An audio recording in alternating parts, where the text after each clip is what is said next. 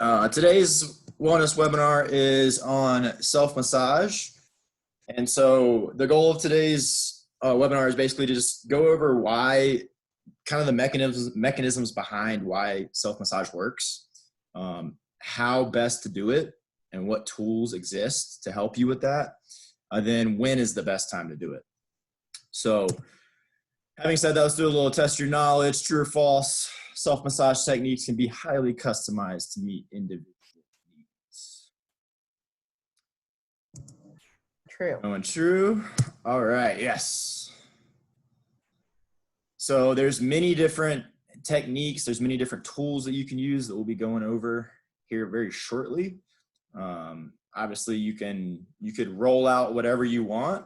There's no specific protocol that you have to follow in order for self-massage to be effective. So what exactly is it? You may have heard of it being known as self-myofascial release, or SMR for short. That's just a fancy way of saying self-massage.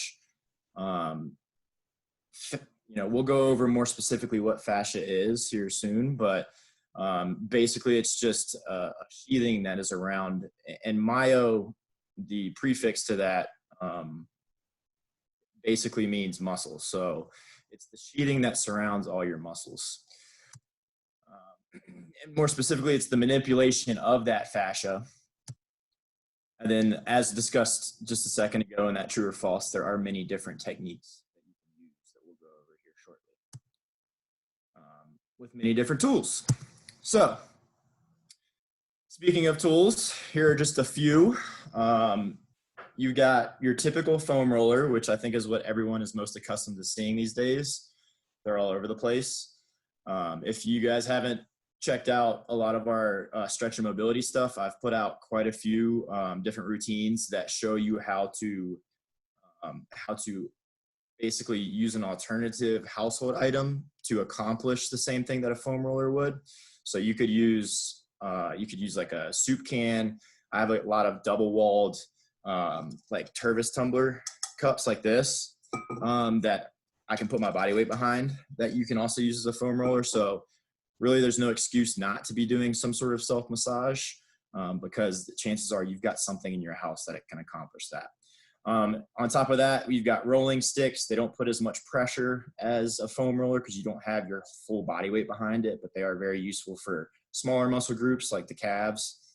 You've got a massage cane, or TheraCane is the brand name for that, the green one you see there. That's really good for pinpoint accuracy, especially on the back. It's looped like that, so you can kind of hold it like this and really dig in, get some of those knots that you might have between the shoulder blades and in the upper trap area, upper shoulder area. And then you've got multitude of different massage balls that you can use. Tennis balls, lacrosse balls, softballs are really good. Baseballs, they sell specific trigger point balls. I mean, there's a company called Trigger Point that makes most of the self-massage tools, and they obviously sell like hard density, different sized massage balls that you could do or use. And then another different example is a massage gun. So that's the kind of the newest thing. They're pretty pricey, but vibration along with pressing is a really good way to kind of loosen up those knots in the fascia. So how does massage work? These are just a couple of the ways it works, and we'll deep dive into this in just a second, but it helps calm the nervous system. It helps reduce stress hormones. It helps promote circulation through increased body temperature. It can also help block some pain signals. And then most importantly, it helps soft tissues to relax. And so how does it specifically affect the soft tissue? So there's two specific components of a muscle. And so let's do a deep dive on this. And basically you've got skeletal muscle, which is comprised of fibers that are muscle fibers that are responsible for producing movement. And around all of those muscle fibers are basically sheathing, which is known as fascia, that helps to connect all of the layers of that muscle. we've got fascia all throughout our body. And basically recent research has really showed that, the fascia is a always changing part of our body. And it really can affect our range of motion and stuff. And it does that because, fascia envelops those muscles. And when it's healthy, the entire structure can be pliable and easily allow the surrounding joints to move unrestricted as they're meant to. But if it's unhealthy, and unhealthy means a muscle is overused for repetitive motions, or it could be something like being held in a specific position for an extended period of time. And that inactivity allows collagen to form between layers of the skeletal muscle, and that creates adhesions and knots that restrict the ability of that muscle to function properly, which in turn will affect joint range of motion. So what are the benefits of massage? So generally speaking, it helps to relieve stress and promote relaxation. It helps to reduce discomfort. You guys may have found this out if you've ever foam rolled. It kind of definitely a good recovery tool. It can help you sleep better, as well as help with certain health conditions like anxiety, depression, fibromyalgia, arthritis, and general body discomfort. So moving on from that, let's talk about some of the performance benefits of massage. So for warm up and recovery, it helps to prepare the body for efficient movement, and it helps the body recover afterwards by relaxing tight musculature and breaking up those adhesions that we just spoke about that can arise in the fascia that lead to, and in turn, by doing that, it can increase range of motion, which reduces the risk of your injury when completing a movement, such as a squat. So the same can be said following a workout. So a study in 2013 found that post-exercise fatigue after foam rolling was significantly less, and the reduced feeling of fatigue may also allow participants to extend acute workout time and volume, which can lead to chronic performance enhancement. So basically, you have reduced fatigue because of the foam rolling, meaning you can do more volume. More volume is typically always going to equate to better results. In addition to that, it improves the slide and glide of the muscle fibers. So the muscle fibers, we've got many layers of those tissues that are meant to slide and glide across each other that enable effortless movement and free flow of fluids like blood and lymph throughout the body. However, when we hold our body in a static position for too long, such as sitting in a chair at a desk all day, several days a week, we get fascial changes that occur. The layers of those tissues start to adhere to each other, and then that fascia starts to become dense and fibrotic, which leads to those possible knots and reduced movement efficiency. So, and then as discussed above, self-massage allows those muscles that may have previously been unable to fully contract or stretch, leading to imbalances, to return to their optimal length and proper joint function.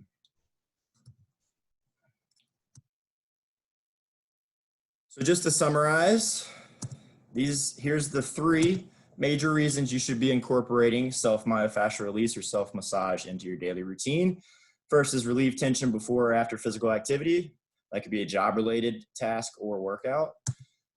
It can help improve range of motion, which leads to better performance. And then finally, it can help to relax sore tissues and muscles. So when should you not use massage? Some of these are no-brainers, but in an area of recent surgery, injury, or infection, so any acute injury, in areas with open wounds, swelling, or bruises, and then you don't want to be putting any body weight or, enhanced pressing on directly over bones or varicose veins. If you are, now the caveat to self-massage is it does tend to be uncomfortable, but you should never massage to a point where it's extremely uncomfortable. And then finally, there's certain health conditions that can, affect using massage or not. So definitely talk with your doctor about that if you've got anything that you think might, go against massage. So let's give you some examples here of some different self-massage techniques that you can do on yourself. The first one is the glute piriformis area. So this is the upper glute area, and basically you could use a ball like you see the woman doing here, or you could use a foam roller or an alternative to the foam roller, such as, this hard cup or canned good or whatnot. You notice she's crossing her leg over, which brings the glute muscle to the surface better, and in turn you can hit that area that's typically sore when you're doing leg exercises afterwards and stuff. And it's honestly a good one to do too if you just find yourself sitting a lot. The important thing when you're doing any foam rolling is that technique wise, you want to go slow. Typically like an inch a minute, or an inch every couple seconds is a good tempo to use. So you don't want to go super fast. You want to roll slowly, try to find a tender spot. If you find that tender spot, you want to sit on it. Put as much weight through it as you can until you feel the muscle release. Some people say they don't feel the muscle release. If you just sit on that tender spot for about a minute or two, you may not actually feel the muscle release like acutely, but you're definitely going to feel better afterwards.